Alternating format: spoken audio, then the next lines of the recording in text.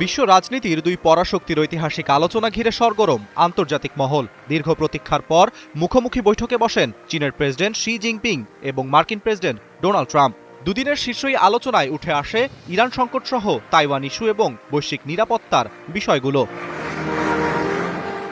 ঐতিহাসিক এই সম্মেলনের পর ডোনাল্ড ট্রাম্প জানান, দুই দেশের মধ্যে থাকা মতভেদের ইতিবাচক আলোচনা হয়েছে, তবে বাণিজ্য, নিরাপত্তা এবং ভূ রাজনৈতিক প্রতিদ্বন্দ্বিতা নিয়ে কোনো চূড়ান্ত সমঝোতার ঘোষণা আসেনি। বৈঠকের অন্যতম গুরুত্বপূর্ণ আলোচনা ছিল ইরানকে ঘিরে মধ্যপ্রাচ্য সংকট। ট্রাম্প জানান, তিনি এবং শি দুজনই একমত তেহরানকে পারমাণবিক অস্ত্র বানাতে না দেওয়ার ব্যাপারে। একই সাথে ট্রাম্প বলেন, হরমুজ খোলা রাখার প্রয়োজন যুক্তরাষ্ট্রের চেয়ে চীনের জন্য বেশি গুরুত্বপূর্ণ, কারণ মধ্যপ্রাচ্যের জ্বালানির ওপর বেইজিংয়ের নির্ভরতা অনেক বেশি। এটি একটি অসাধারণ সফর ছিল। আমাদের আলোচনায় অনেক ভালো কিছু সিদ্ধান্ত হয়েছে, কিছু চমৎকার বাণিজ্যিক চুক্তির অগ্রগতি হয়েছে। আমরা এমন অনেক সমস্যার সমাধান করেছি যা অন্য কেউ সমাধান করতে পারত না, এবং আমাদের সম্পর্কটি খুবই দৃঢ়।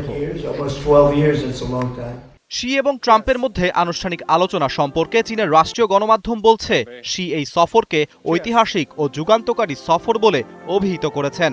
জানান, দু নেতাই গঠনমূলক, কৌশলগত ও স্থিতিশীল সম্পর্কের জন্য একটি নতুন অবস্থানে পৌঁছেছেন।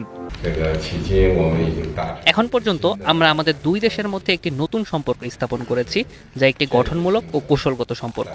এটিকে একটি মাইলফলক সফর বলা যেতে পারে, এবং আমরা সহযোগিতামূলক ফলাফলের বিষয়ে অনেক বোঝাপড়ায় পৌঁছেছি। তবে চীনের পররাষ্ট্র মন্ত্রণালয় বলছে, ইরান যুদ্ধ কখনোই হওয়া উচিত হয়নি। বিশ্লেষকদের মতে, মধ্যপ্রাচ্য ইস্যুতে ওয়াশিংটন ও বেইজিংয়ের অবস্থানে এখনো স্পষ্ট পার্থক্য রয়েছে। বৈঠকে সবচেয়ে সংবেদনশীল বিষয় হিসেবে উঠে আসে তাইওয়ান প্রশ্ন।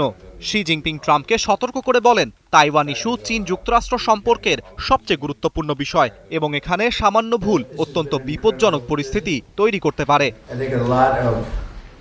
বৈঠকের পর মার্কিন পররাষ্ট্রমন্ত্রী মার্কো রুবিও জানান, তাইওয়ান নিয়ে যুক্তরাষ্ট্রের নীতিতে কোনো পরিবর্তন আসেনি, অর্থাৎ ওয়াশিংটন এখনও ওয়ান চায়না পলিসি বজায় রাখলেও তাইওয়ানের নিরাপত্তার সহযোগিতা অব্যাহত থাকবে।